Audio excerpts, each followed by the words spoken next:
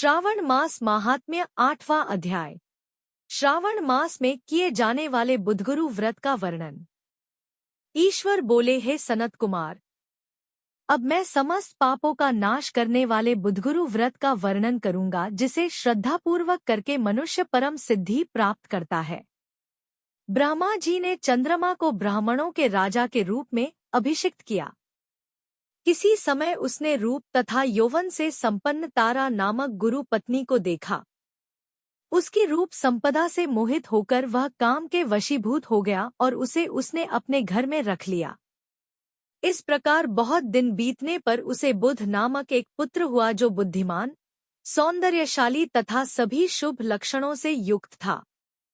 गुरु बृहस्पति को ज्ञात हुआ कि तारा चंद्रमा के घर में स्थित है। तब उन्होंने चंद्रमा से कहा कि मेरी पत्नी को वापस कर दो। अनेक तरह से समझाने पर भी जब चंद्रमा ने तारा को वापस नहीं दिया, तब बृहस्पति ने देवताओं की सभा में जाकर देवराज इंद्र को यह वृत्तांत बतलाया और कहा, हे शक्र, आप देवताओं के राजा हैं, अतः अपनी आज्ञा से आप उसे दिलाएं, अन्यथा उस चंद्रमा के द्वारा किया गया पाप आपको ही निसंदेह लगेगा, क्योंकि शास्त्र निर्णय के अनुसार प्रजा के द्वारा किए गए पाप को राजा भोगता है। पुराण में भी ऐसा कहा गया है कि दुर्बल का बल राजा होता है।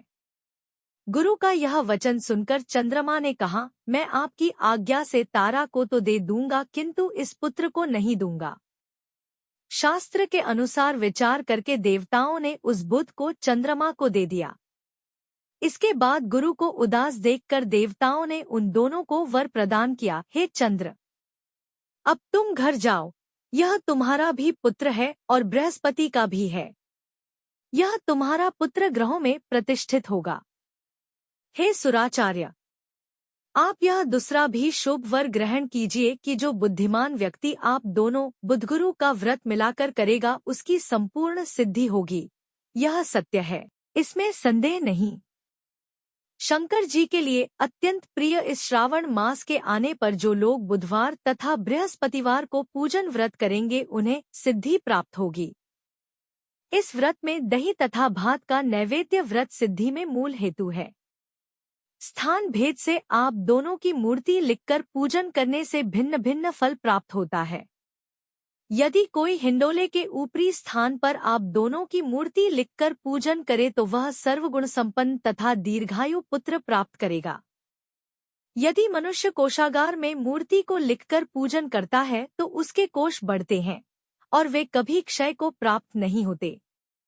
इसी प्रकार पाकालय में पूजन करने से पाक वृद्धि और देवालय में पूजन करने से उनकी कृपा प्राप्त होती है।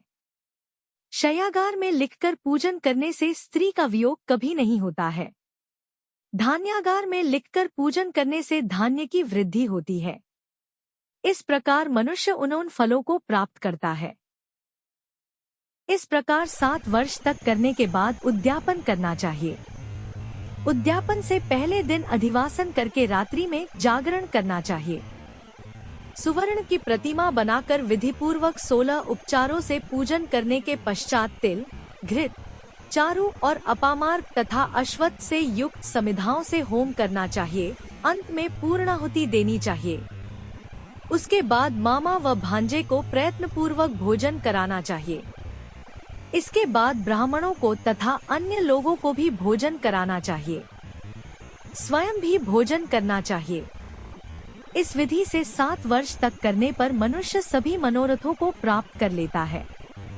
जो इसे विद्या की कामना से करता है, वह वेद व शास्त्र के अर्थों को जाने वाला हो जाता है। बुध बुद्धि प्रदान करते हैं और गुरु बृहस्पति गुरुता प्रदान करते हैं। सनत कुमार बोले, हे भूवर, आपने जो यह कहा है कि इस अवसर पर मामा तथा भांजे को भोजन करना चाहिए, यदि बताने योग्य हो तो इसका कारण बताइए।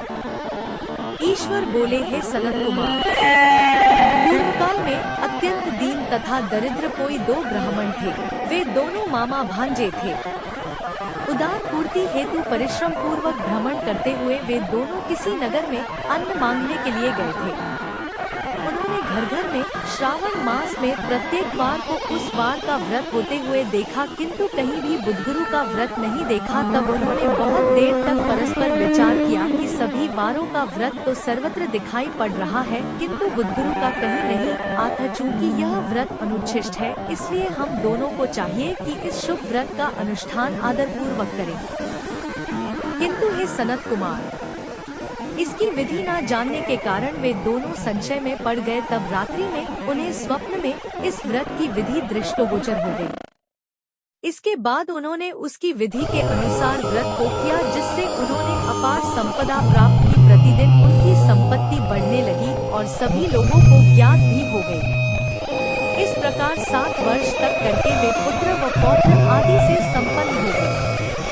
उसके बाद उनके ऊपर प्रसन्न होकर बुद्ध व गुरु प्रकट हुए और उन्होंने उन दोनों को यह वर दिया, आप दोनों ने हम दोनों के निमित्त इस व्रत को प्रवर्तित किया है। अतः आज से कोई भी इस शुभ व्रत को करे, उसे व्रत की समाप्ति पर मामा तथा भांजे को प्रयत्न पूर्वक भोजन कराना चाहिए। इस व्रत के प्रभाव से उसे सभी कामनाओं की परम सिद्धि हो जाती है और अंत में चंद्र सूर्य पर्यंत उसका हमारे लोक में वास होता है।